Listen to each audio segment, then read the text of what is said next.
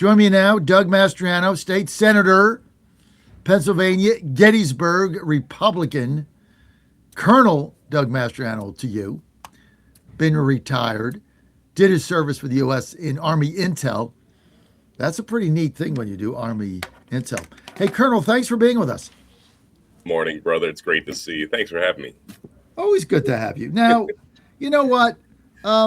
Let's start with the Olympics, and then we'll get to Rubio and Munich and all the globalists out there and the libtard from Germany who's destroying his country like the United Kingdom's being destroyed. But first, let's go to the Olympics where, well, let's see, we've got people representing the U.S., growing number of them, saying that they're not comfortable with the United States flag. They don't really like their country. They don't like what's going on.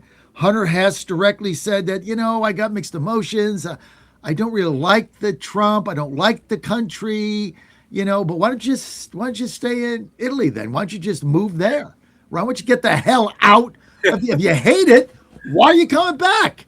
Right? Just stay there. You got plenty of good things going on in Italy. You got Giorgia Meloni's there. It's a good country. Or you go to Europe, you go to England, live in London. You can live with the jihadists there. That's fine too. To get the hell out of the U.S. Think about this, John. So they're being paid by the Olympic Committee. They're being paid by Americans. They're wearing an American uniform. They march in on an American flag. What a bunch of typical left-wing hypocrites. So you're wearing everything American. Oh, I'm ashamed of my country. But you're wearing the outfit for our team. If you don't want to be our team, then go away. Join the Canadian team or something else. What a bunch of lying hypocrites. They want the benefits of being American, but shoot their mouth off, basically disrespecting our country. So I'm just really tired of them. What a bunch of losers. I haven't watched it ever since they started doing it. And, it started with the women's soccer team and, not singing a national anthem. I'm over this stuff. Yeah. And, if you don't want to be here, get the hell out. Nobody's stopping you. Obviously, the illegals don't want to leave. They're seeming because, they're getting welfare and they can get fraud in Somalia and get $20 billion. They don't want to leave, right? But it's like our people, you work so hard, you're representing your country, and then you go there on foreign soil and blast it, and but you're cashing a check, right? You're taking the money. Yeah. Exactly. They're not serious people. Because if their convictions were so serious, John, then they would decline being on the American team. Seriously, right. You get at it. Go away. Get lost. Bunch of losers. Well, look at the president in a Truth Social post called this guy Hess a real loser and said it's very hard to root for somebody like this when watching the games. I mean, I kind of agree with that. I just don't care. I mean, I'm sick of the Bad Bunny, and I'm sick of it. Like, why can't we just celebrate our country? Why? Yeah, thank you. In the Bad Bunny thing, NFL, whoever put that together, what a bunch of idiots here. Like, they hate their viewers. I know they're trying to grow an international audience. Why? You have the Americans here. You're catering to the Americans. And so when the TP USA put on the alternate program and had the largest live viewership, in history, that's sending a big message there. I don't know why these people hate our country. If it's so bad, like you said at the beginning, then go somewhere else. But clearly they're enjoying all the benefits while hating and disrespecting our country. As somebody, and I'm not special, I'm just like every other serviceman, I'm not a hero, but I served with lots of heroes. But the sacrifice that I've watched my brothers and sisters in uniform go through, and then listening to this BS back home, it's like, if you're serious, if you really don't like our country so much, then move overseas, go to Germany, go to Britain, go to Russia, and see how it is. I agree with that. I'm so sick of this, and I think so many people are. And then you got Senator Chris Coons in Delaware popping up saying, "Oh, can you believe the president said this?" Like, shut up, okay? Like, and that's what everybody's thinking, except the libtards that hate America. And before we get on the international scene, why the Democrats are going crazy over deporting these illegals is because that's their future vote base. That's all they got. They can't get any more in. This is all they got. That's why when you try to deport one of them, they go crazy, go try to fly to, bring back the Maryland man. The guy was, trafficking minors. They every time they see one go out, it says, "Oh, we just lost another vote." Could you imagine being in a party that's defending murderers, child traffickers, pedophiles, rapists? What planet do you live on? How can you vote for a party that supports this kind of activity? That's against law enforcement. That's against having a safe town that you can go out and jog and not have your daughter raped or attacked. I mean, this is just madness. Beam me up, Scotty. There's no sign of intelligent life anywhere. All right, let's get to Doug Mastriano with us, Senator Doug Mastriano, Republican, Gettysburg. Um, let's get to the Munich conference. I couldn't get enough of Marco Rubio's speech. You? That was really an incredible speech. Well, last year kicked off the set a tone when Vice President Vance went out there and he rebuked the Europeans. And the Europeans, even our new friends in the East, were offended by his speech because this is Vance, because he called them out on suppressing political opposition, suppressing free speech. More people were thrown in jail in the United Kingdom and Great Britain than in Russia for posting, mean things on social media. So there's a rapid decline of free speech. If you're praying outside near 100 yards from an abortion clinic, if you simply stay to pray, you go to jail in London. And so they took offense to that. Now, Marco Rubio came in, and the tone, it was consistent with last year, but the tone was like, no, we're with you guys. We're sons and daughters of Europe, most of us, but you need to step up. And I thought, I didn't know what that was going to come out of it, and he really impressed me. Marco Rubio was one of the most statesman-like speeches we've heard there since the '80s, probably. And he stood by America first. That we need to defend the United States, but NATO is important to us. Most successful alliance in world history. True. The longest peace for Europe. He didn't say this, but I'm adding facts. The longest peace in Central and Western Europe since the Roman Empire in the 5th century. Millions and millions of Europeans are alive today thanks to the sacrifice of millions and millions of American men and women serving overseas and deterring Russian aggression. An entire generation is alive today thanks to the United States. Germany's triggered 2 world wars. First World War, the Brits and the French beat the Germans down, creating conditions for Hitler. The United States came in World War II and said, we're not going to do that again. We, the United States, rebuilt Europe with our own money, defended them with our own men and women, and there's just no appreciation. So I get our frustration. I had that frustration as well, especially the day before Rubio's speech. The German Chancellor Merz got up and was spouting the typical hate America crap that's become so prevalent in Europe, especially from many in Germany. And, I was wondering how Marco would respond to that. And he just ignored it and went completely forward. Here's America's position. We're not abandoning you, but you guys need to step up. And wow, it just silenced the critics on the left.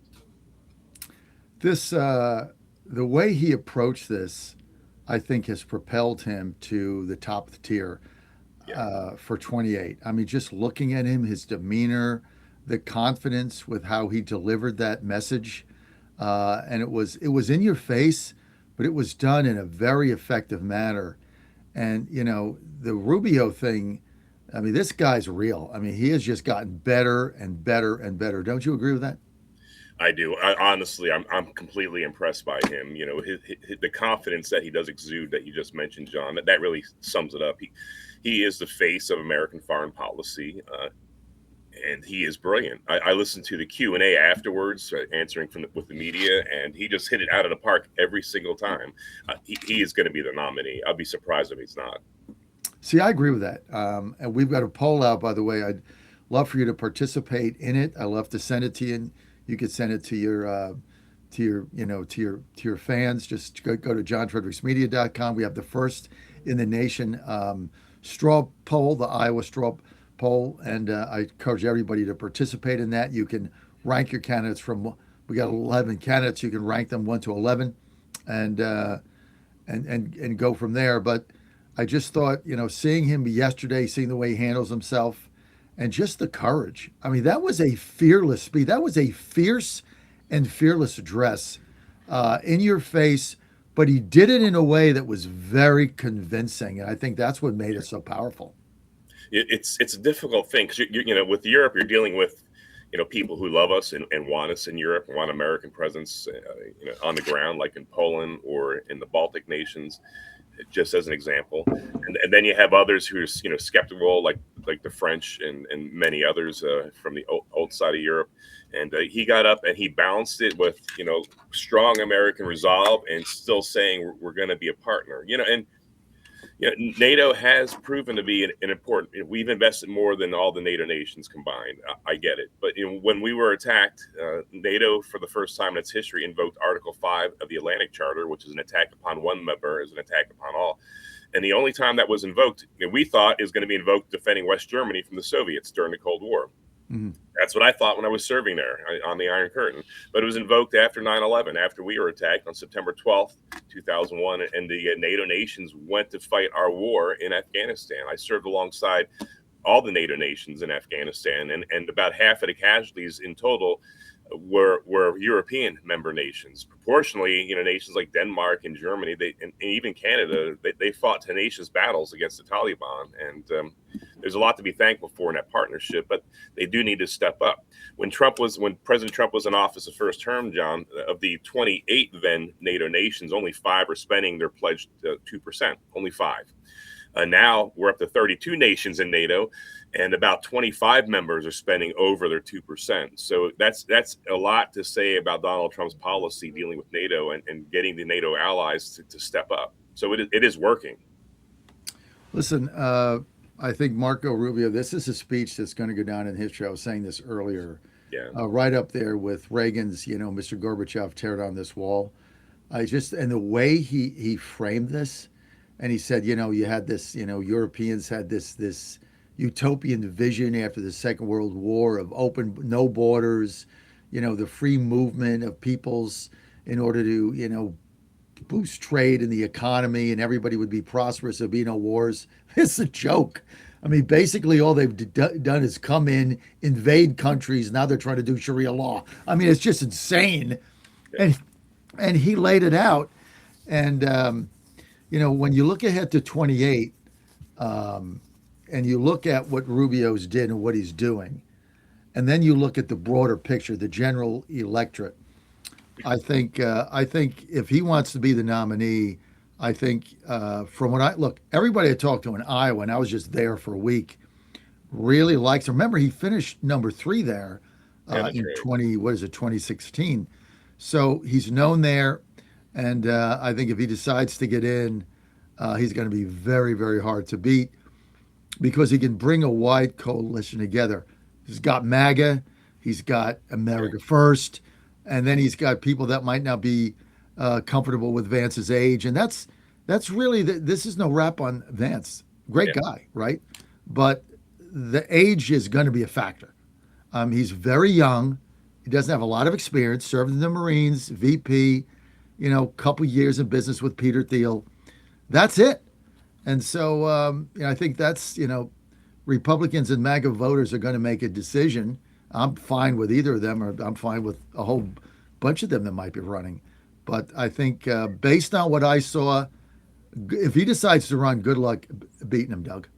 Yeah, he's gonna be really tough to beat, especially if he keeps up this track record here.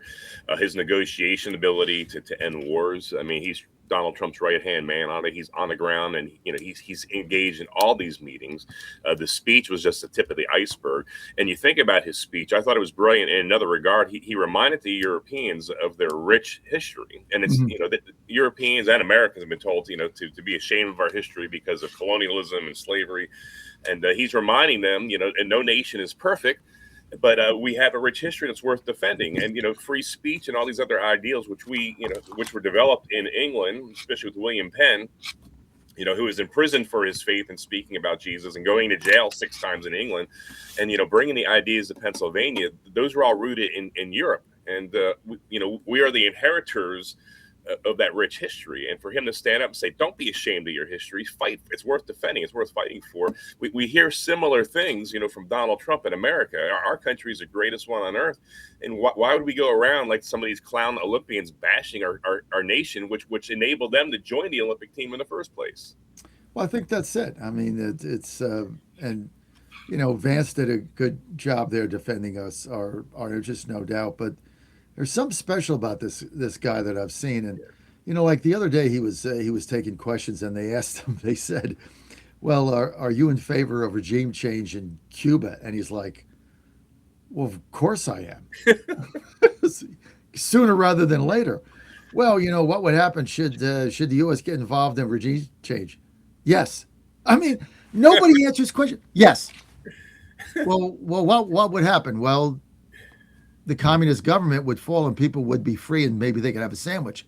I'm paraphrasing, metaphrasing here, but this Yes. is the kind of clear-eyed candor you don't get. He's like, Yeah. yes, I'm in favor of Jesus. Of course I am. Like now. So it's just this is going to go down in history as something. And the way he walked through the history of the whole, migrant movement that somehow if you just open the borders, there's a free trade of people. I mean, come on, it's like ridiculous. Okay, let's get to this other libtard in Germany, Chancellor Merz, and his ridiculous anti-U.S. speech. What do you think of that? Yeah, you know what? This is the day before Marco Rubio, so he's like teeing up. This is the welcome to the United States. Marco Rubio, being our spokesman at this Munich conference, and why they picked Munich, I don't know, John. I mean, it's a terrible idea because you think about the peace agreement made with Hitler in 1938 between the Brits and French that gave away Czechoslovakia to the Nazis. I think it's a terrible look. I've always thought that it's been around for like 20 years, but here Merz steps up and he's like not appealing to his base because his base is really thin. He's got a lot of problems in Germany because in 2015 Angela Merkel, also a conservative leader in Germany, she did the welcome mat policy by welcoming in over 1 million immigrants or migrants or illegals, from Syria and Afghanistan and elsewhere, unvetted and running rampage across their cities now. And so he gets up and it's this typical old Europe anti-American stuff that's not thankful, that's not grateful, that's not appreciative of what America has done for the country. It's just all the negatives.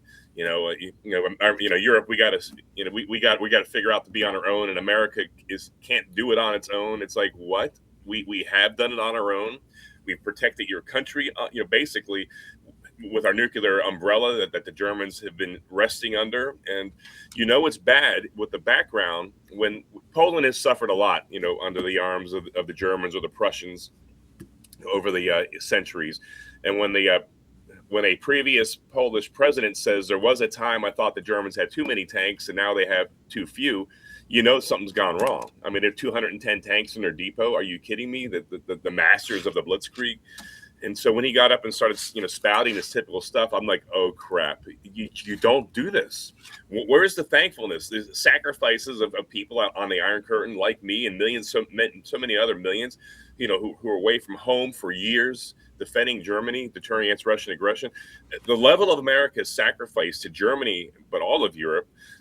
When I was with the 2nd Armored Cavalry Regiment during the Cold War, we would defend northern Bavaria from the 8th Guards Tank Army, the Soviets. And we were told, John, that we would last 45 minutes. Our regiment of 5,000 men, it was an all-male unit, we'd vaporize in 45 minutes in the face of the Soviet onslaught here. That was all to ensure America would send more forces, because of our losses, to defend Germany. Wait a minute. Wait. Say that again. You're the first line of defense against a Soviet incursion into West Berlin, West Germany, would be 45 minutes. And then you would be basically, I think you used the word vaporized. I think that means dead. Yeah. So what would the 45 minutes buy the U.S.? What would it buy NATO? It would basically our sacrifice, the 2nd Cavalry Regiment, and also we had 11th Cavalry at the Fulda Gap.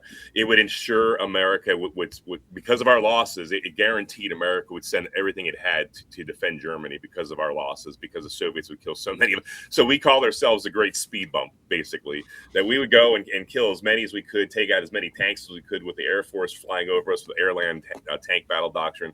But we would be gone. And that's the level of commitment we had to Germany. And when I saw Merz stand up and disrespect my country, and disrespect the sacrifices of the cold warriors, I couldn't believe it. And frankly, I'm sick and tired of it. You have to express some kind of gratefulness to our country. And it, in the midst of the Cold War, there we are, and I was stationed in Nuremberg, where the headquarters of my regiment was located, in Franken, in northern Bavaria. We would have occasional protesters outside our gates, protesting our presence, the same presence defending them and ensuring that the Soviets would not attack. It's just madness. And I think the Europeans need to express some gratitude. I spent 10 years, in Europe during the Cold War and after.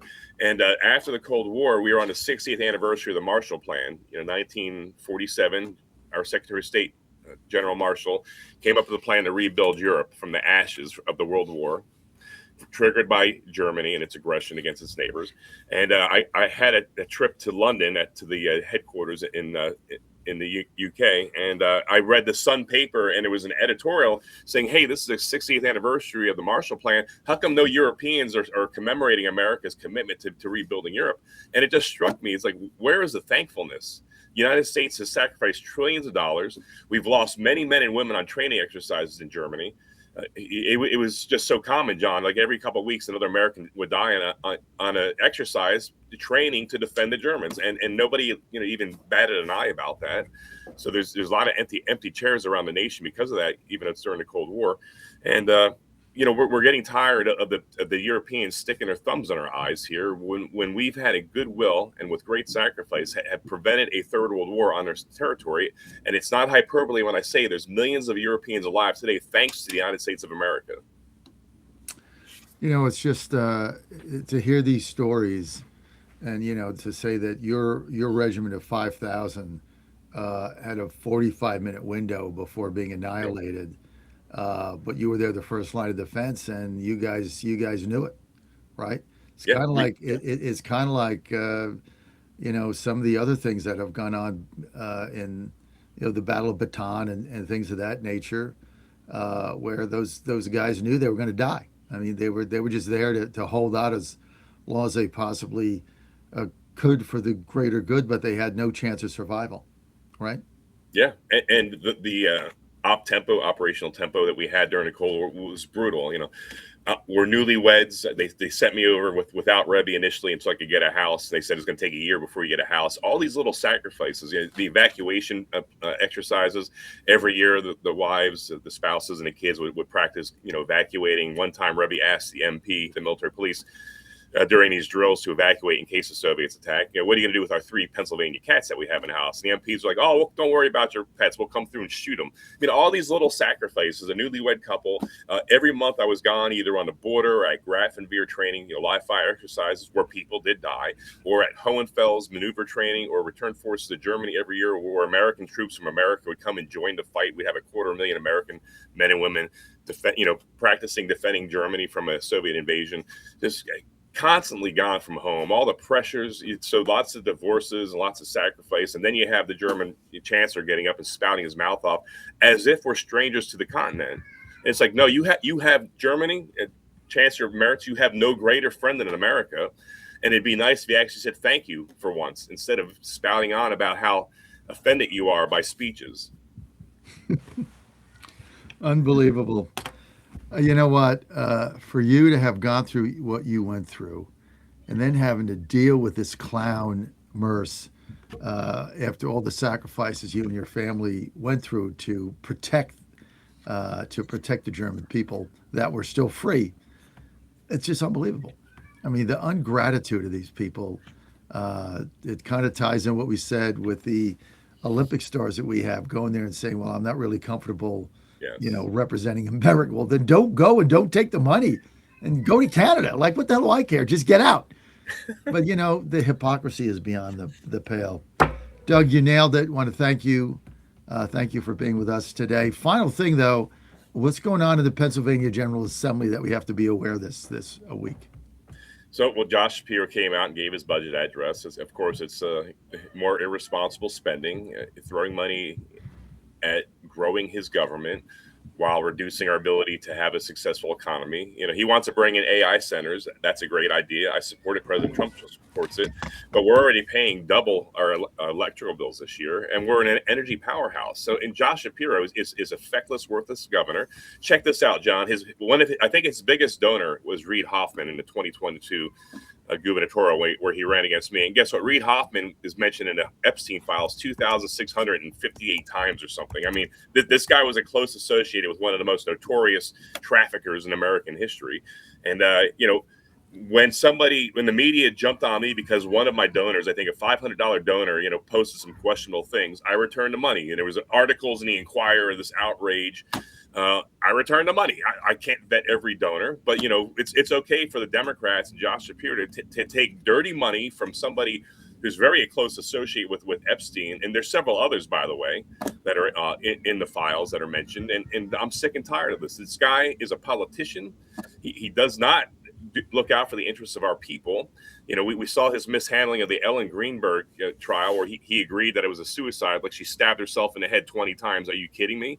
And there's loose links between the alleged murderer of Ellen Greenberg to a donor of his on the main line in Philadelphia. And we're getting tired of this here. We want justice for all people. I want justice for Ellen Greenberg. I want Shapiro to return the dirty money in his campaign coffers.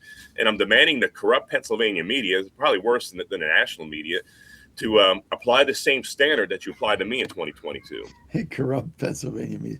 All right, you got a phone call. Ernie from Lancaster has been waiting for 35 minutes. Ernie, you got the patience of a saint. You're finally on with Senator Doug Mastriano. Ernie, sorry for the wait. No problem. It's always interesting to listen to Doug's excellence in history and in Europe. But good morning, John. Happy President's Day to you, and thanks for taking the call. I wanted to be the first to alert you in the media to hear some big news. There is a statewide grassroots Republican write-in campaign for Doug Mastriano for governor underway presently for the May 19th primary. And this is a totally independent grassroots initiative without any personal involvement by the senator. And I can tell you it's receiving a very large volunteer participation. We got two main goals in doing this write-in campaign for Doug. First, and obviously to secure the majority of votes by write-in on May 19th to give Doug the Republican governor nomination. And secondly, to send a message to the PA GOP establishment that the grassroots, which is large, grassroots will of we the people is to be recognized and respected as a moving force in Pennsylvania for change. So perhaps you and the senator would like to offer some comment about this effort, and I'm happy to answer any questions that you might have. Well, here's my question. You're not going to prevail. Stacey Garrity is going to be the Republican nominee for governor. Appreciate the effort. What I would say is anybody that you've engaged, we need to keep them motivated. We don't need them to take their bat and ball and go home. That's what the Democrats want. And I would ask you right now, do I have the assurance of both yourself and those of you that are involved in this noble effort, if you will, that at the end of the day, when Stacey Garrity is the Republican candidate for governor, who is a MAGA conservative, right? Let's not drop that ball, okay? She's a 100% MAGA conservative, and it wasn't her fault that the PA GOP decided to do what they did and Rothman to do what he did. Do we have your 100% assurance you're going to get behind the Republican gubernatorial guarantee candidate in Pennsylvania, regardless of who it is, Ernie? Yes or no? Mm-hmm. Yeah, yes, absolutely, John. I mean, we've made it very clear to people, this is for the primary only. I mean, this is no different than if Doug had entered the race and ran against them. It's Republicans voting for Republicans. If Stacey wins, and I know you say she will, I'm trying to be optimistic for my effort, but nevertheless, if she wins, she will have the full backing of all of us moving on to the general election. If Doug were to win and accept the nomination, which I hope he would, then we would give him the full backing. But we're not trying to disrupt anything within the general election. We want to see Shapiro out of there, and we will stand behind the primary nominee. So your effort is not, let me just get this straight, Ernie, because I really want to understand this and I respect what you're doing. So your effort is not disruption. Your effort is not break things apart. Your effort is to get more people engaged that might have felt disenfranchised because they're Mastriano fans and give them an outlet and then keep them engaged post primary in May, regardless of the situation. Is that my understanding? Yeah, yes. I mean, our ultimate focus is we want a strong Republican candidate to be able to go against Shapiro and unseat him from that position. What's your beef whether with that would be Stacey or what's your beef with Stacey? I mean, she's a treasurer of the state. She got more votes in the history of anybody running in Pennsylvania. It's not her fault that Rothman decided to jump the shark here and do what he did. We've already criticized that for months, but it's not her fault. I mean, she didn't like go out there and campaign for that. I mean, she's running for governor, and she's got a good record, and she's 100% MAGA. I mean, I know the lady. I mean, she's 100%. So I get the effort, but I don't get what your beef is with Stacey. Well, there's certainly nothing against Stacey personally, and she has a lot of great qualities. But I probably should point out, yes, she got this huge record vote in 2024. But you know why that happened? It's because Doug endorsed her and told all of us, his supporters, to vote for her. I mean, that's why she got all that. I mean, that's Doug's vote representing probably half of what she got. All right, Doug, I'm going to let you wait. Ernie's a good guy, Doug. Yes. And his heart's in the right place. That's why I love Ernie. And he's not being disruptive. He's not trying to, this is not a protest. He just wants an outlet. He wants to give your supporters an outlet. And I get that. I really do, Ernie. I get what you're doing because it doesn't seem like there's any my candidate didn't decide to run. I'm going to write him in. Then I'm going to take my bat and ball, go home, screw all y'all. Doesn't seem to be that, Doug. No, I appreciate the grassroots, stepping up. This is, you and I talked about this, John, the dangers of a way early premature coronation of a candidate at the hands of the state party risks losing the grassroots. And it was a bad move strategically. I think it was flat out wrong. You just don't do that. You disenfranchise the grassroots, the people who are knocking on doors and giving you donations as well. And so, it's a choice between grassroots and establishment when you do it so early. So this is a great effort and a great opportunity for people to really, it's a vote on the early endorsement process, I think, more than even just me. It's just, I love that. That you know what, Ernie? Mastriano nailed it. I love that. This is a vote against the establishment putting their thumbs on the scale. And it's the early endorsement process, like 6 months or something before the election. I thought the thing was absurd from day one. I thought it was absurd. And I think, if Stacey wanted to run for governor, like whoever else runs, I mean, you go out there, you win the primary, you show voters that you can put a campaign together. And she's certainly done that in the past, and she's gotten all these votes. So, but I like that. So a write-in vote for Mastriano is an indictment against the PA GOP running this scam, right, Ernie? Yes, absolutely. I agree with you. And as you know, I full well know, and all his supporters, Doug is the type of person we need in the governor's office. Whether that can happen or not from this, he is the man who has the qualities and the experience for it. Well, Doug, I like that, right? This is a vote against what the PA GOP did, and led by your colleague. And I told you when McCormick twisted everybody's arm to get him in there, I told you this was gonna happen. You did. I did. He's my friend, he's my colleague, he's MAGA, blah blah blah. And I'm like, yeah, whatever, Doug. At the end of the day, you cannot have a chairman of a party who is a statewide elected official. The conflict is too great. They don't have the time. There's too many other things going on. It has failed everywhere it's been done. And, Dave McCormick decides, well, now I'm going to run the party. Yay, Dave. Why don't you, Dave, I got an idea. Why don't you do this? Why don't you vote to get rid of the filibuster so we can actually get something done instead of worrying about taking over the Republican Party of Pennsylvania? You got bigger things going on in there. Right, Dave McCormick? Why don't you do that? Why don't you start there instead of worrying about who's a chairman? The whole thing pissed me off from day one. As soon as you get like senators like trying to run the party, you let the grassroots run the party. You let chips fall where they may. And that, putting your way, hand picking a guy, and guy's a state senator. Look, I like Greg. He's a good guy. Votes the right way. But you can't wear two hats. You can't have two bosses. You can't have two loyalties. And you just can't. You can't serve two gods. Chairman of the party should have one job: build a party and serve the grassroots and build them and get them engaged and fired up and be a fair arbiter, calling balls and strikes as you build the party. Greg hasn't done that. That's why he got beat in that special. That's what started this whole thing. And you go from there. So, I'm not a fan, obviously. Ernie, I'll give you the final word here.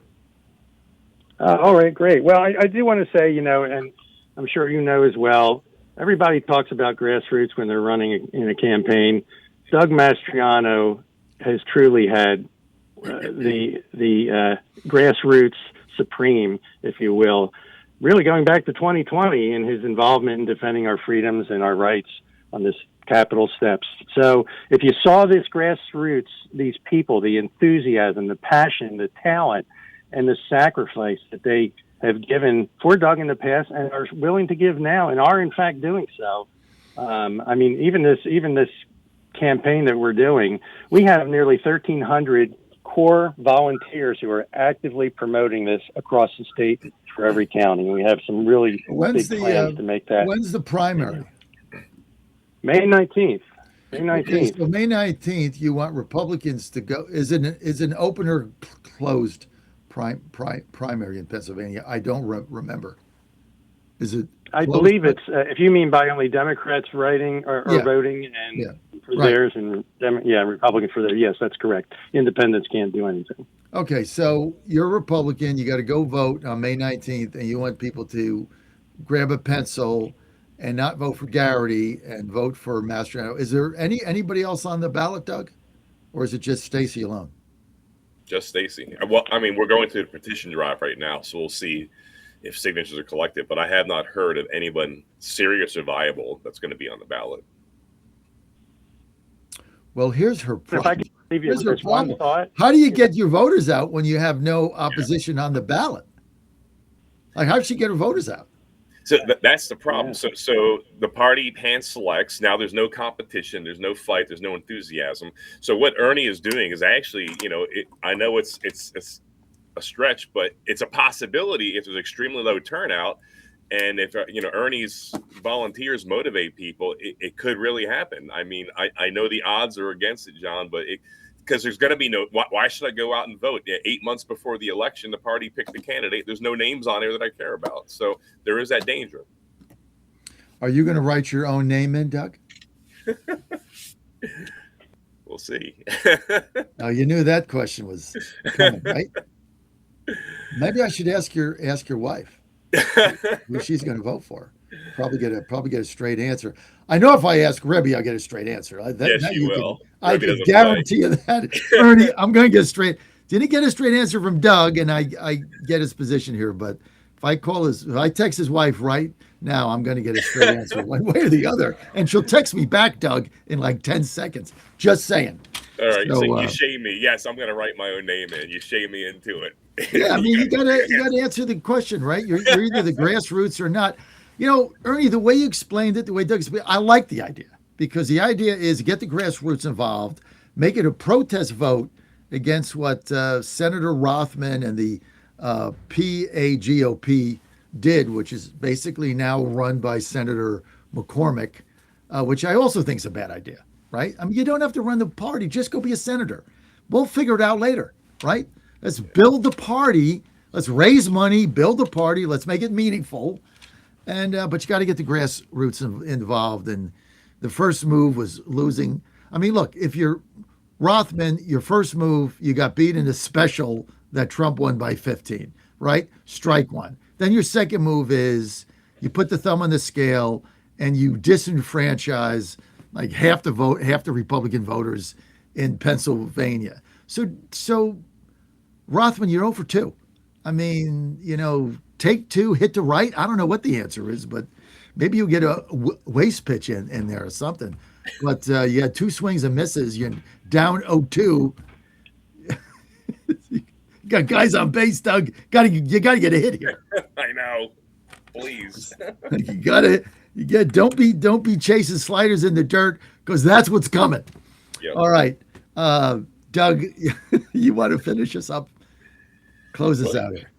Thank you, Ernie, and thank you to the grassroots, because we are a movement forged in the reopen movement, resisting Governor Wolf's tyranny, our previous governor, and seeking justice and wanting to have a state and a country a little bit better than how we got it from our fathers. So the mistakes are made by the state party, and this could disrupt things. So we'll see how it comes out. But if not for anything else, here it's a chance for the people to actually have a say.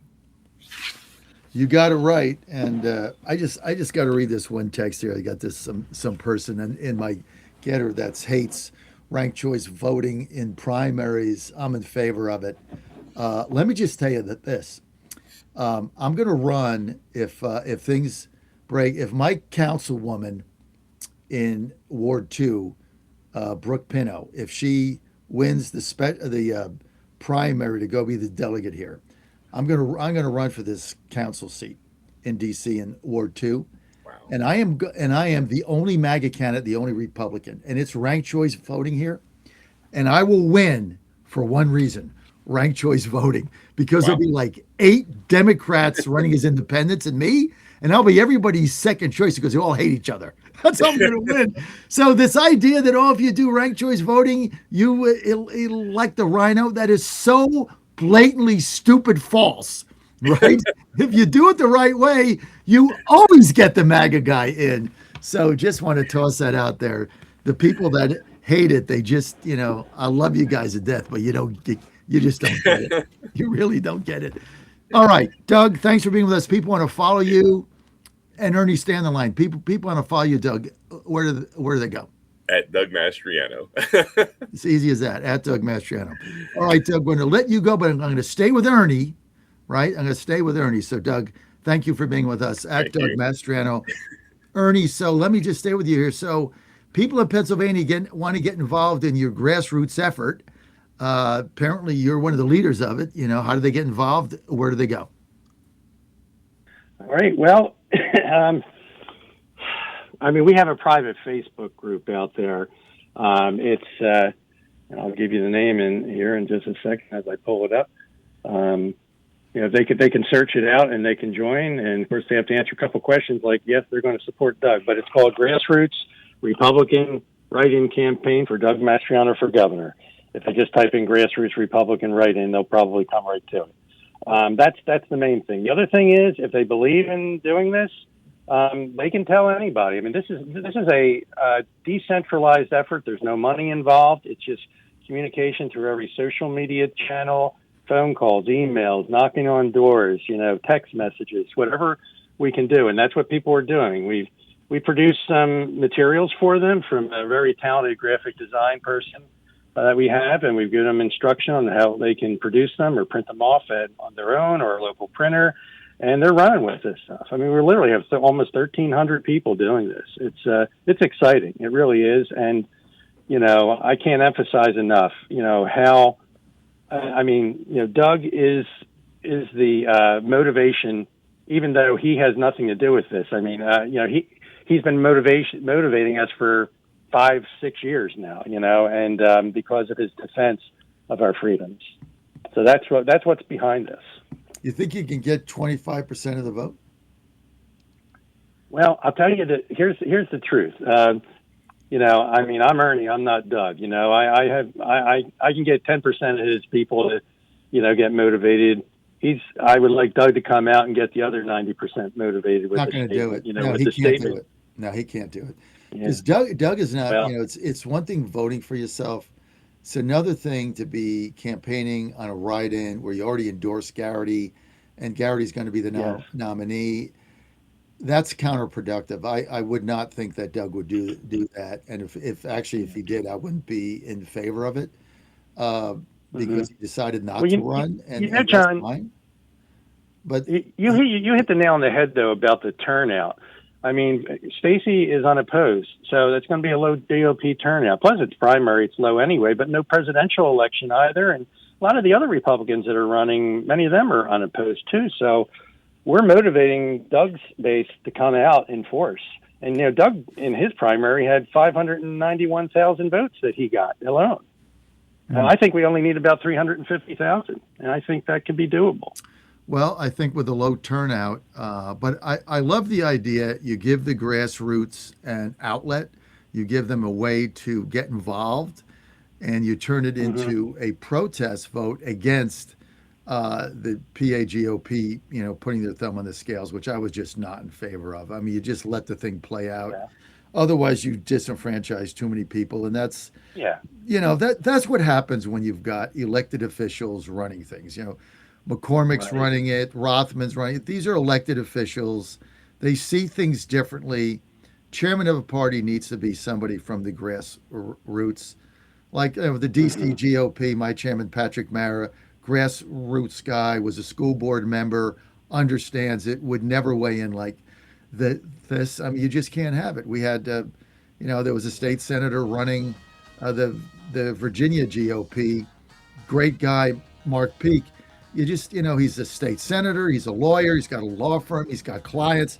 You just don't have the time, right? You need somebody as chairman that is, it's a non-paid position, but they got to have enough time to be able to run the party. And that's a very difficult thing to do. So, look, whenever you get the grassroots involved, I applaud your efforts. I'll get Stacey on the next couple of days. I'm going to email her now, see if I can get her on. But Ernie, thank you for your patience. Great conversation with Doug Mastriano. That's it today on the John Fredericks Media Network. Follow me on all social media at JF Radio Show, Michael Patrick Leahy. Right now, stay with us.